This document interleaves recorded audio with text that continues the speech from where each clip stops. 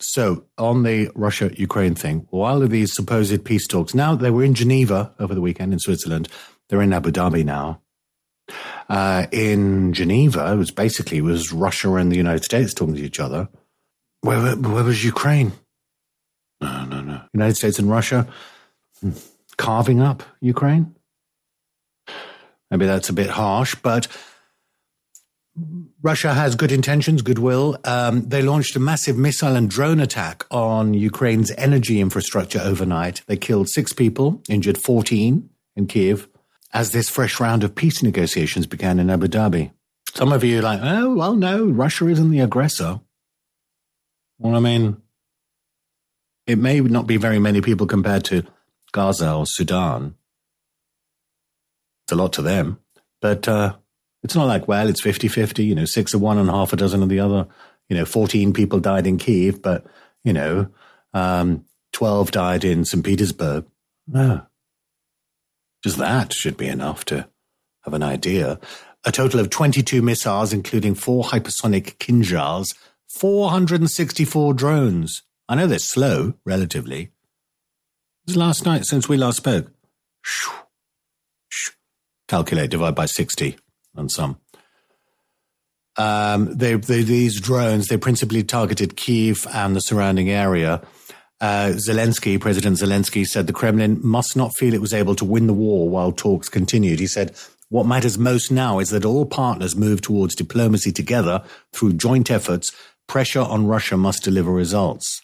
Because, of course, while we're murmuring and ahhing Trump and Orban, and it's like, well, sometimes look, I'm not in the war, so it's easy for me to say, but the ambiguity, either we withdraw support or we offer support, right? What's this faffing around? Imagine Churchill. Well, yeah, on this on the one hand, I mean, we've got to attack, Hitler, but let's maybe we can talk and we'll see. So they started last night, this fresh round of talks in Abu Dhabi, which of course is the capital of the United Arab Emirates. Dubai is in simple terms, Dubai business, leisure, maybe. Of course, a lot of business, but shopping. Abu Dhabi is the capital and just along the beachfront, and is the cultural capital. If you're in that area, you miss a bit of culture, then go and look at paintings from the Louvre that they've lent them.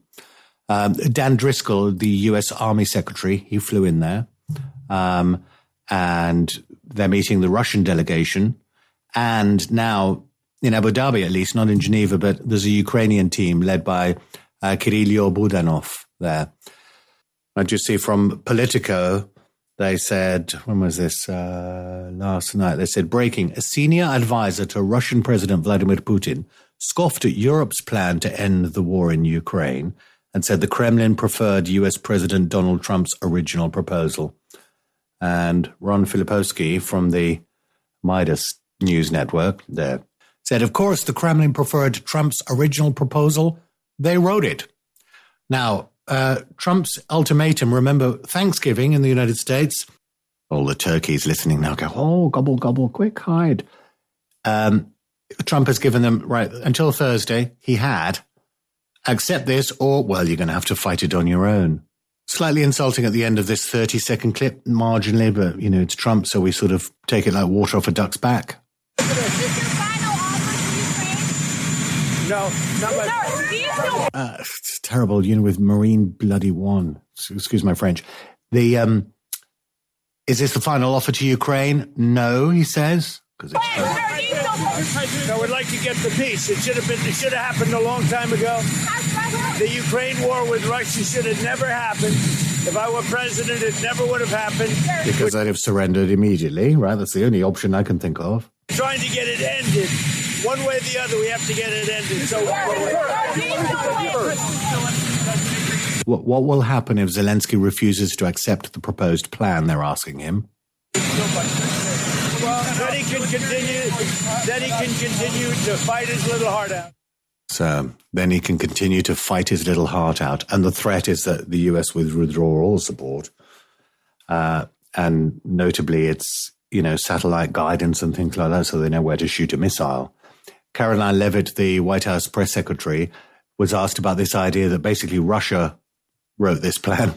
They just Google translated it into English, and many observers say they can tell because it's slightly weird English.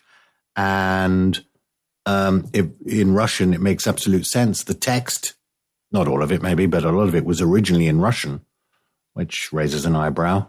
Like Caroline, there are a few Republican senators.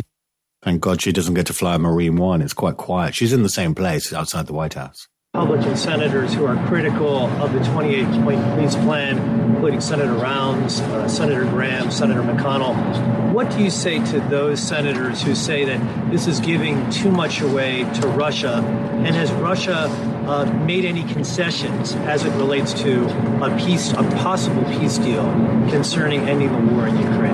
I would point any critics to the words of the Ukrainians yesterday, in which they said that they feel very positive about this plan. They've been very involved. They have had direct input on the language of this plan, and that we are in direct communication and correspondence with them. You've got a gun to their head. Of course, we know. Remember, you have no respect. You don't have the cards. You don't hold any of the cards. Why aren't you wearing a suit? Yeah, they've learned that lesson. Keir Starmer learned it when he was like waving around a peace in our time. Oh, no, it wasn't that. It was similar. Here's an invitation from King Prince Charles. Yeah, that's the only reason that the Ukrainians are saying, yeah, okay, well, let's talk, because they don't want to be the ones to say no. Then they'll point the finger. Well, you know, I mean, hardball. I mean, Vladimir, he's a reasonable guy, but Vladimir, on the other hand, Emmanuel Macron. Nous voulons la paix. Mais nous ne voulons... We want peace, but we do not want a peace that is, in fact, a capitulation. That is to say, that puts Ukraine in an impossible situation, that gives Russia complete freedom, basically, to continue and to go further, including to other Europeans, and that puts us all in a position of security. Donald Trump's plan would be a capitulation for Ukrainians. The plan proposed by the United States of America is a step in the right direction. Peace. Second, there are elements in this plan that deserve to be discussed, negotiated, improved. Some say it was written. I think it is an American desire again to try to have a peace following discussions with the Russians. So it means that what has been put on the table gives us an idea of what may be acceptable for Russians. I mean, just summarizing, you know, it changes all the time. It was 28 points. I think the latest, like within the last few hours, it's down to 19 points. But anyway, basically, Ukraine's hardly been involved in this thing. It's a Russian proposal, really. They say it's American. It recognizes Crimea, Luhansk, and Donetsk as Russian, adding bits that they don't currently even hold. Ukraine has to draw back even further. Ukraine has to change its constitution to say it's going to be neutral, forever rule out NATO membership. NATO troops banned from Ukrainian soil, presumably even if they're not under the NATO banner. So British troops there, for example, or French or Polish. No, you're in NATO, therefore you're not allowed. So where's the defense option? Because nobody's thinking Ukraine has plans to take over Russia, right? I mean, hello? Even, yeah? Nobody. Kiev's army capped to, well, they said 600,000. Apparently they put it up to 800,000. No limits on Russia, of course, with their North Korean helpers. Vague security guarantees, which are nothing, because we've had that, Budapest and, Minsk was different, but that was after this, but not even worth writing, like AI. $100 billion of frozen Russian assets, the ones that we have, mostly in Belgium, unlocked for reconstruction. Europe, that's us, UK, EU, we have to add another $100 billion. What do we get out of that under this, quote-unquote, American plan? So Europe, we add $100 billion in this plan. Yeah, it's a great plan. We add $100 billion, $100 billion of Russian assets unlocked for reconstruction. But crucially, the US would receive 50% of profits from this investment vehicle rebuilding Ukraine. So Europe fronts the cash and the United States takes half of the profits. Nice work if you can get it. The remaining frozen funds would be channeled into a separate US-Russia investment vehicle. Do they think we're completely stupid? I'll answer that because we haven't got time. Yes, they do. Full amnesty for wartime acts, no future legal accountability. So that would apply to any Ukrainian. I'm sure there have been war crimes committed, of course, in the war. But nobody held accountable for anything. I don't think they're going to go, right, the International Criminal Court, that's after Putin and the head of the children's NGO in Russia because of the forced transfer of children out of Ukraine into Russia, not all orphans by any means. No, cancel all of that. So no justice. On both sides, there'll be Ukrainians guilty of crime. Of course, it just stands to reason, doesn't it, with war crimes. So full amnesty. Elections within 100 days. In Ukraine, well, what about in Russia? So presumably get rid of Zelensky. And that's it. So basically frozen. It's not peace. Like that stupid deal in the Middle East in Gaza. That one. I said, I don't talk about it. There's just too much. You either talk about it or you don't. It's not going to work because it doesn't resolve the situation, the status quo ante. Right, okay, we just stop. Okay, and now what? Well, if we've not got a fair, sustainable situation, it's not good for, obviously, Palestinians, but Israelis, well, that's it. So I'm still going to have to live like the rest of the existence of our country, having to run into a bunker once a week. That's no way to build a future for anyone. It's just ridiculous. I can't even believe I'm embarrassed on behalf of the mainstream media that people aren't even just dismissing it so much. Anyway, so you heard Emmanuel Macron. Now, Ursula von der Leyen. We have agreed on the main elements necessary for a just and lasting peace and Ukraine's sovereignty. And let me highlight 3 of them. First, borders cannot be changed by force. Second, as a sovereign nation, there cannot be limitations on Ukraine's armed forces that would leave the country vulnerable to future attack and thereby also undermining European security. Third, the centrality of the European Union in securing peace for Ukraine must be fully reflected. Ukraine must have the freedom and sovereign right to choose its own destiny. They have chosen a European destiny. It starts with the country's reconstruction, its integration into our single market and our defense industrial base, and ultimately joining our union. Russia said, fine, you can join the European Union. We do have, it's not as strong as Article 5 in NATO, but there is somewhere in the Treaty of Lisbon, which is the one that applies, Brexit, Article 50, remember that one. There is some sort of mutual defence clause in there somewhere. So Ireland, Republic of Ireland, not in NATO. Cyprus, not in NATO. No NATO troops allowed in. But if they're in the European Union, then whichever clause it is, the defence clause there, then Ukraine could be defended by Ireland. Keir Starmer. Geneva are ongoing and we are making progress. And that is a good thing.